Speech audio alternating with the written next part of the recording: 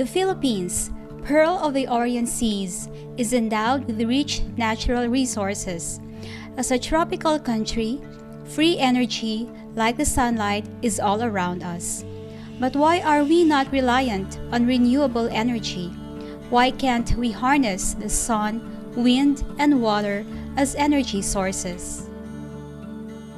The Philippines is a net fossil energy importer and depends heavily on imports of oil for transport and coal for power generation. On average, nearly half of the country's primary energy supply is imported, making the country vulnerable to rising costs for fuel imports and global oil price volatility.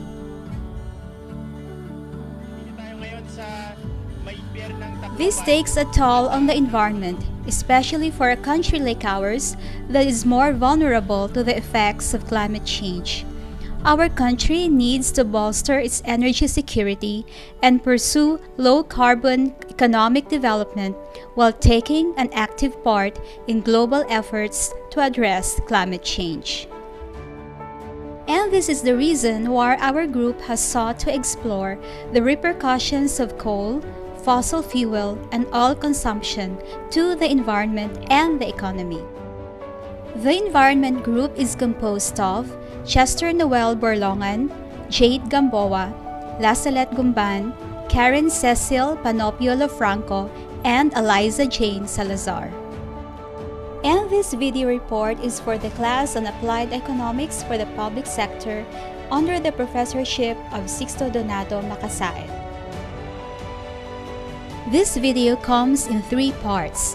First, we will talk about the background description of the economic problem and its environmental and economic consequences. Second, the description and analysis of the government's response in terms of policies and laws. We will also present a concise macroeconomic analysis. Finally, we will present the recommendations for improving government's response to the problem. Expanding infrastructure and upgrading technology to provide clean energy sources in the Philippines is a crucial goal that can both encourage growth and help the environment. And growth will only be sustainable if it is both socially inclusive and environmentally sound. Good day, everyone, and I hope you like the video. And I assume that you already have a grasp of what our topic is all about. So to start, the Philippine economy is regarded as the fastest growing economy in Asia in the year 2011. And in the next year, it is considered as the 6th fastest growing economy in the world. As a matter of fact, in 2013, the economic growth of the Philippines is considered as the fastest economic growth in the Southeast Asia at a rate of 7.2%. According to the Hong Kong and Shanghai Banking Corporation Limited, or the HSBC, our economy will be the world's 16th largest economy by the year 2050. So basically, this is much more of a positive outlook and assumption. And this will only be achieved if the economic growth is sustained. Our economy is also dubbed to have a high carbon growth because most of the industries are powered by fossil fuels.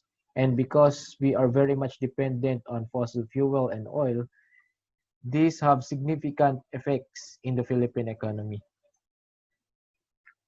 The numbers show that the industries in the country are run by electricity, and most of the energy sources are coming from fossil fuels. Oil as an input in production, precursor the increase in production of industries for the past years, and it became the second highest contributor in the GDP.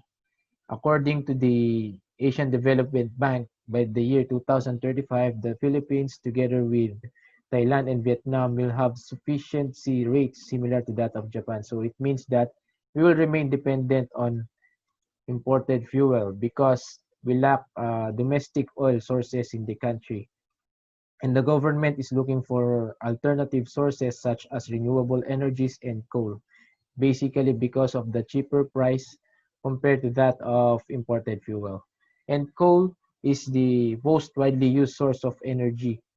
And not just as a source of energy, it is also used in cement industries and other industries like rubber boots, paper and chemical manufacturing, fertilizer production, and smelting processes. With our continuous dependence on oil and fossil fuel, there have been detrimental effects in the environment. First of which is the greenhouse effect, which will later on contribute to, to the global warming. Greenhouse effect is caused by the continuous emission of carbon dioxide coming from the burning of fossil fuel. And this carbon dioxide um, are trapping the heat coming from the sun, causing the atmosphere to warm up. Therefore, global warming occurs. And this global warming can lead to imbalance in our nature and can also affect the climate, and thus the climate changes. The climate change disrupts crop productivity and results to low agricultural production and growth, and which later on can hamper the employment, considering that the employment in the agricultural sector comprises one-third of the employment in the country. And having a low agricultural production can also result to increase in the price commodities of agricultural goods, making it difficult for accessibility, especially to poor people. And another effect to the environment is the air and water pollution. This result from the usual consumption of oil and the mere irresponsible disposal of oil. So based on studies and researches, there is an estimated 27,000 premature deaths per year and could also cost the country up to approximately 1.9% of the GDP in economic losses annually. And lastly, the oil spill. The worst oil spill in the country happened in Guimaras. So this is brought about by the oil tanker MT Solar One, which was hired by the Petron Corporation. So the oil tanker sank off on the Guimaras coastline and it spilled 2.1 million liters of bunker fuel. It did not only destroy the marine life resources and also the livelihood of those people who are dependent on the seas. Because of this, fishing industries in the area were banned and the tourism was also highly affected. Um, to sum to sum up the losses of the Guimaras, they lost billions of pesos. And as our country continue to advance economically through the production of industries and the dependence in the oil and fossil fuel can cause detrimental effects to the environment. The government must act upon it and craft policies and laws in order to keep the environment protected. At the same time, the economy advances. So this will be later on discussed by my group mates on the other parts of the presentation. So that's all, and thank you.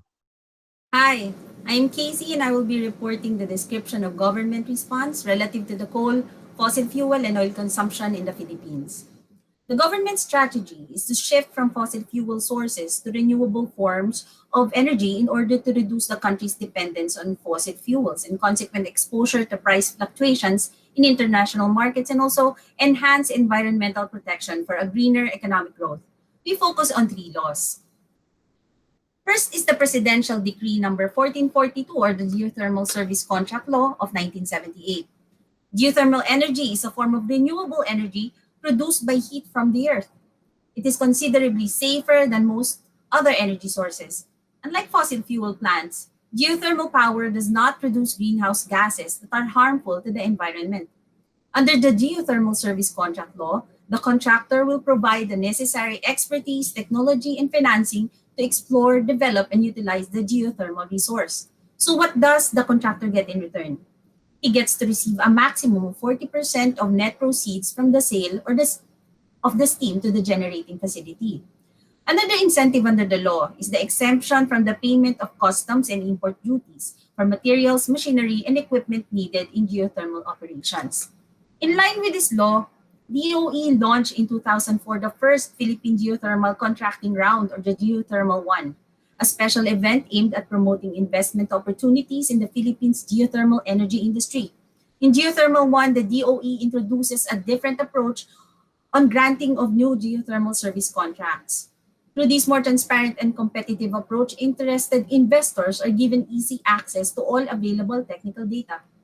However, despite the existence of this law and the fact that geothermal energy is theoretically free, there was a decline in the investment in geothermal resources in the Philippines. Why? Financing a geothermal program of exploration and delineation is a capital-intensive undertaking which involves a high degree of risk. Factors contributing to a decline in investment include an attractive incentive package compared to other countries, a privileged energy sector, a tedious permitting processes, and a lack of potential investors who are willing to take the risks. Second is the Republic Act number 7156, or the Mini Hydroelectric Power Incentive Act passed in 1991.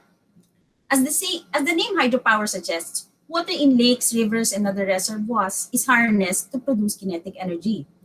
The Mini Hydroelectric Power Incentive Act provides the rights and privileges to mine mini hydro developers, which include special privilege tax rates, income tax holiday, tax and duty-free importation of machinery, equipment and materials, tax credit on domestic capital equipment, special realty tax rates on equipment and machinery, and value-added tax exemption. The National Power Corporation, or the NPC, formulated the 1997 Power Development Program, or PDP, to establish the plans of the Philippine government to meet the future loads by addition of generation and transmission facilities. In line with the government's thrust to tap private capital in implementing the infrastructure projects, NPC has been offering the hydropower projects to private developers through Build, Operate, Transfer scheme. NPC realized that the developers who choose to invest in hydropower projects face many risks. Hence, it identified the specific risks at every stage of the power project, like cycle and their cost implications, thereby reducing the risk to manageable levels and reasonably enable them to recover their investments in the shortest possible time. However, an important challenge associated with hydropower generation in the Philippines stems from the seasonal fluctuation in generation that results from variations of precipitation in a year. Hydropower plants also pose challenges at the social and environmental level, and there are concerns that construction of newer and larger dams may exacerbate water shortages, impact local ecosystems, and displace indigenous population. Last is Republic Act number 9513, or the Renewable Energy Act of 2008. RA 9513, or the RE law, aimed to accelerate the exploration and development of renewable energy resources, increase its utilization, and encourage its development through promotion of private sector participation, and encourage research and development and technology transfer. The incentives given to renewable energy projects include income tax holiday, duty-free importation of RE machinery, equipment, and materials, special realty tax rates on equipment and machinery, net operating loss carryover, corporate tax rate, accelerated depreciation, 0% value-added tax, tax exemption of carbon credits, and tax credit on domestic capital equipment and services. The law also created the National Renewable Energy Board, or the NREB. Headed by the NREB, the National Renewable Energy Plan, or the NREP, was formulated and launched in 2011. It serves as the roadmap in the development and utilization of renewable energy in the country. To fulfill the NREP targets, DOE promulgated the policy mechanisms like feed-in tariff, or FIT, and the net metering mechanism. The FIT system is internationally recognized as the most cost-effective measure to achieve higher deployment of RE technologies.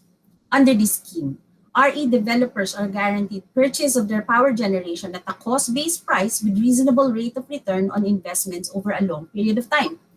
The law had effects to the geothermal services or operating contracts. Since the enactment of the RE law, a total of 43 geothermal service or operating contracts were signed and awarded. With these new geothermal projects, the government envisioned having more investments to come in and more jobs created.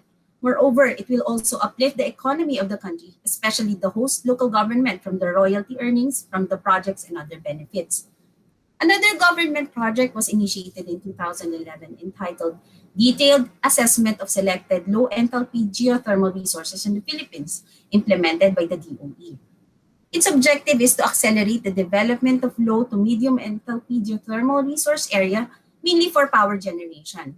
Other objectives of the program include assessment and realization of the economic feasibility of small-scale geothermal power projects for local power needs, the preparation of a comprehensive data package that will showcase this type of geothermal resource for future private investor participation. In 2018, the DOE issued the implementing rules for the Green Energy Option Program, or the GEOP, which allows consumers of more than 100 kilowatts of electricity per month to choose their own power supply source. The GEOP grants consumers an option to source their supply from RE producers. And that is all for the government response. And for the effects of the utilization of the alternative energy source on the Philippine macroeconomy, here's AJ Salazar. Effects of the utilization of the alternative energy sources on the Philippine macroeconomy.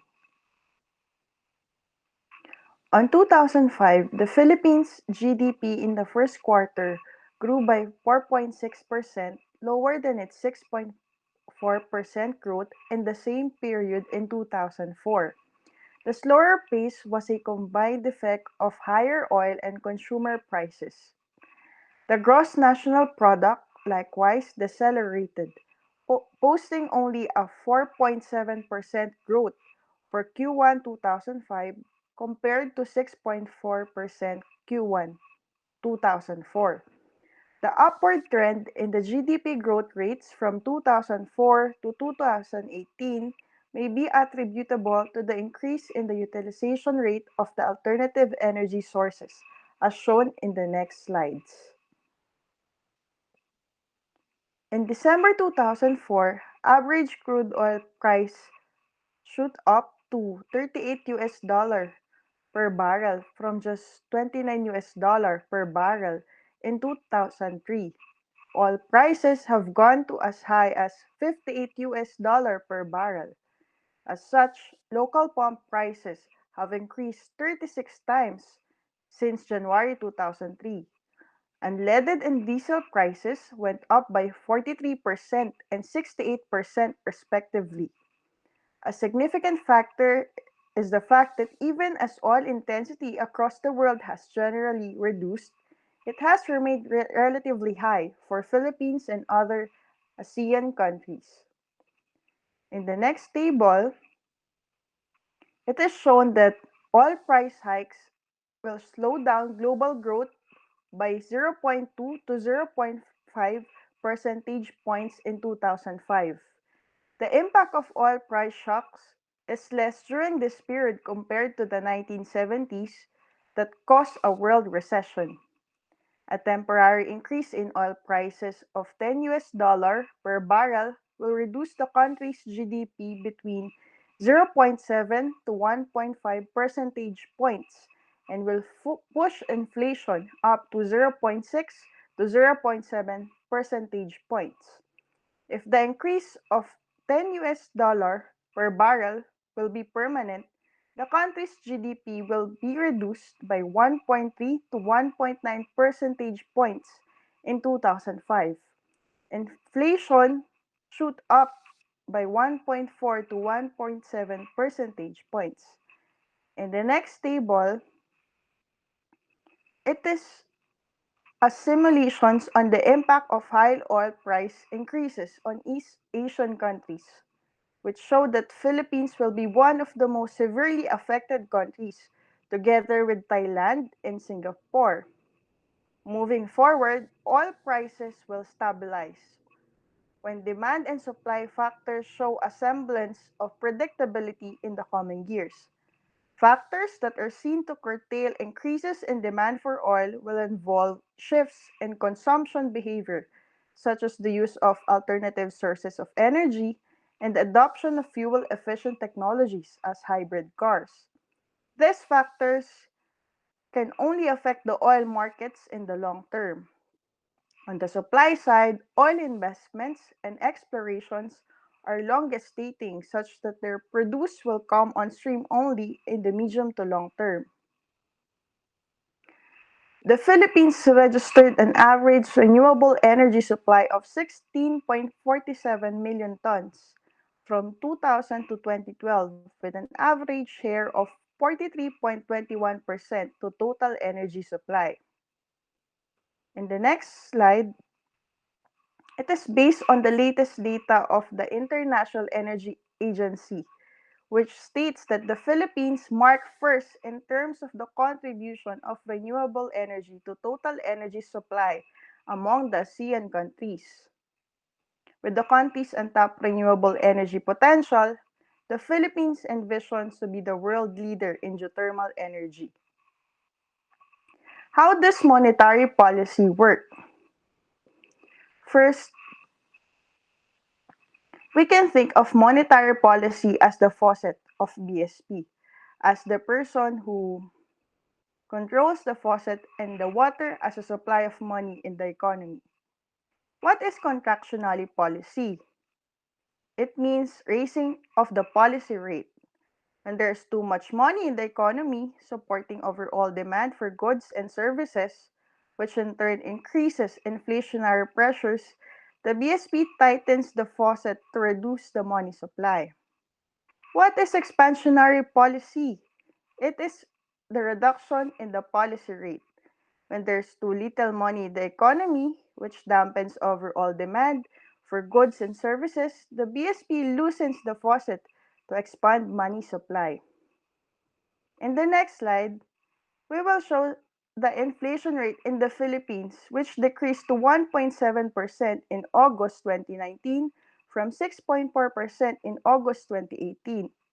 The slowdown in August 2019 inflation rate was traced mainly to lower prices of food, specifically on vegetables and non-food items like electricity and domestic petroleum rates.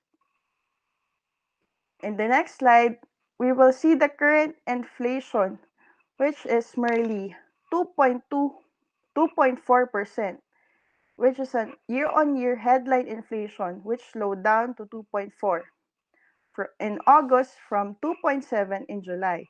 It is within the target range of 3% plus minus 1 percentage point for the year. In the next slide, we will see that the major sources of inflation includes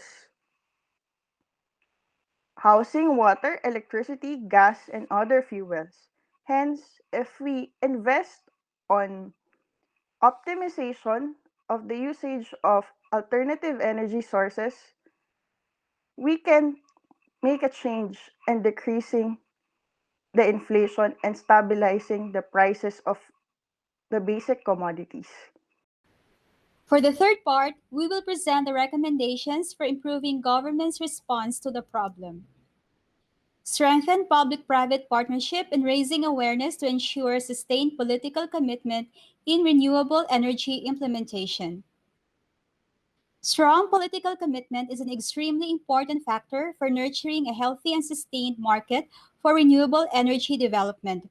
The government, along with the various stakeholders, should launch a series of public campaigns with the assistance and participation of the development partners allocating resources to the campaign. Education can only be successful if local communities will be given access to RE technologies like solar PV system. The BSP has integrated sustainable central banking to foster environmentally responsible and sustained policies and work practices. This includes green bonds for financial market and green loans for the cooperative sector.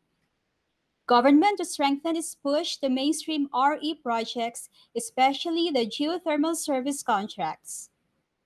The Department of Energy should ramp up its efforts in exploring geothermal energy sources locally. It should also develop attractive incentive packages to encourage potential investors and provide efficiency in its tedious permitting processes. Proactive actions should be done in the following areas: formulating guidelines for the direct use of small scale geothermal energy, provision of capacity building, information, education, and communication campaigns, and establishment of geothermal training center in coordination with RE stakeholders.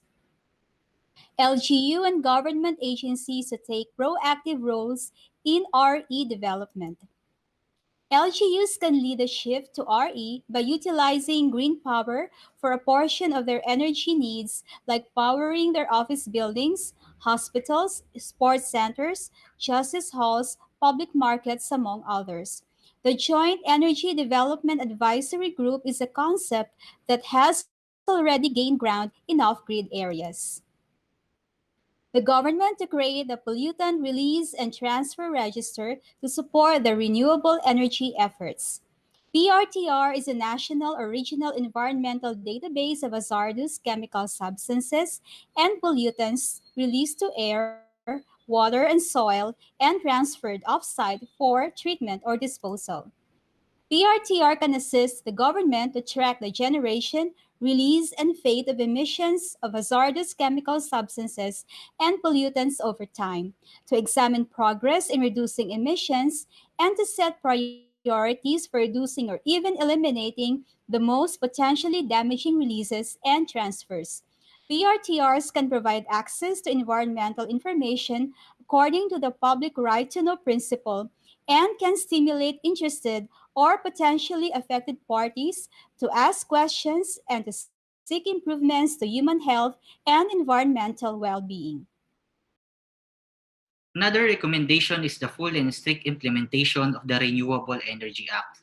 In a study conducted by the Center for Energy, Ecology, and Development, it revealed that some major provisions of the Renewable Energy Act have yet to be implemented. The challenges faced by pushing for the utilization and development of renewable energy can be attributed to the fact that the government has been slow in providing the concrete incentives mandated by law. The law merely provided for the framework and groundwork, which the government can utilize in encouraging the private sector to invest in renewable energy. Considering that the investing in renewable energy requires a huge amount of resources, which is not just limited to money and human resource, the government should at least make true with the incentives promised by RE 9513.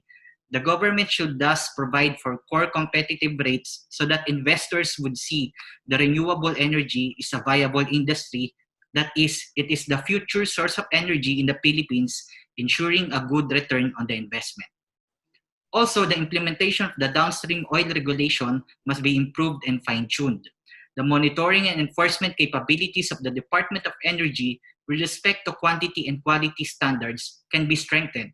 Furthermore, even under a deregulated regime, the Department of Energy can still exercise regulatory authority to detect, prevent, and prohibit anti-competitive behavior. The government, through the Department of Energy, can also explore ways to further encourage the entry of new players, such as by providing common oil depots and regionalizing local government requirements and competition. Especially in some geographical pockets, the government can reduce the regional differences in petroleum prices, partly explained by distance and transport costs, by improving the general transport infrastructure of the country, such as the roads and ports, to lower logistical costs.